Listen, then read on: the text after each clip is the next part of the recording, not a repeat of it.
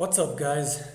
I was talking with your lecturer, Juliana, the other day, and she wanted me to come to class, but I couldn't. So we figured the next best thing would be for me to record a video and give you some words of advice to navigate this COVID period. And so I'll start with a little story. I was walking down Kerry Road last week, and as I tried to enter the gate near the library, there were these students in front of me, and it felt different just to see young faces around again. And I'd forgotten how that felt and how nice that felt. And then I got into the student center and I met all these club heads and student council members, and it was fantastic. And I stopped and thought about it. I mean, I hadn't realized that you can get stressed without knowing, that the familiar feelings that you had, you can let them go. And then you start feeling awkward and you don't know why that's happening.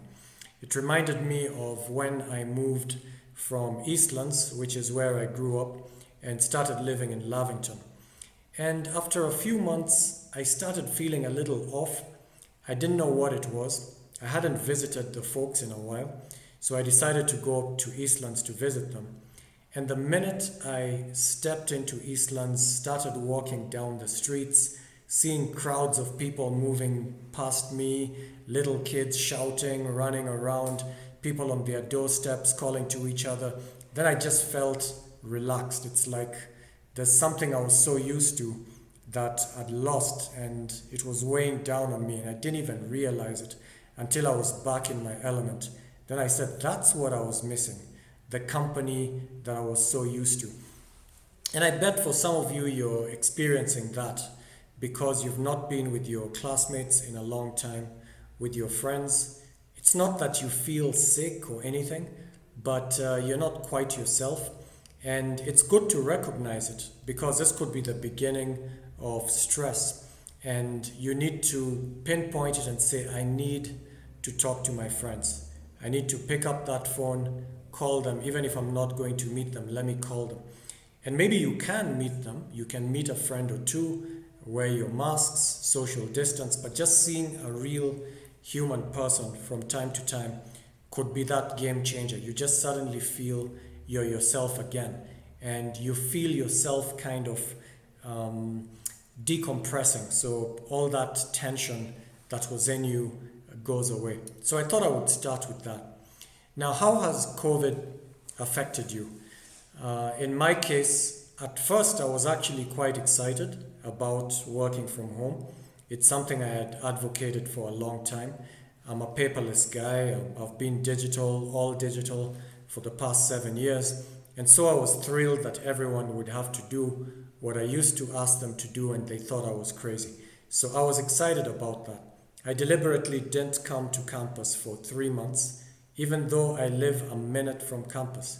I just wanted to prove that I could work perfectly well from anywhere. And I was posting these pictures, or actually just being in Zoom meetings where I show them, hey, look, I'm in my garden office. So I pull a deck chair, a garden chair, sit on it, and I have another one of these plastic chairs, and I keep my bag and water bottle there. And I'm in my garden office because it's a beautiful day, and why spend it indoors? So these are things that I could do because of COVID that I couldn't do beforehand. And I could do much more exercise than before COVID, because now I could create the time. It didn't look awkward for someone to be running around in their kit in the middle of the day, because everyone assumes you've got your life organized, you know what you're doing, and it's a healthy thing to do anyway. So somehow I saw all these advantages.